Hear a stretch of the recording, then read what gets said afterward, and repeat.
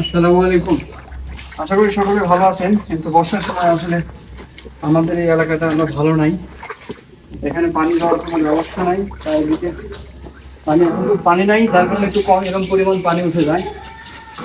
যার কারণে আমাদের ওয়ার্ডের সবথেকে অবহেলিত এলাকা। আমাদের এখানে বৈদ্যুতিক খাম্বায় লাইট কেটে যায়, এর কোনো খোঁজখবর পৌরবাসী পৌরসভায় জানালো আমাদের তেমন তৎপরতা দেখি না। বৃহৎ ব্যবস্থা না থাকার কারণে এই অবস্থা। তো মানুষদের কষ্ট একটু লাঘবের চেষ্টায় এই ব্যবস্থাটা করা। এটা মূলত কাউকে দেখানোর উদ্দেশ্যে না, এটা হচ্ছে কেউ যদি ইন্সপায়ার্ড হয়, এটাই মূলত উদ্দেশ্য। তো কেমন হলো কাজটা সবাই জানাবো।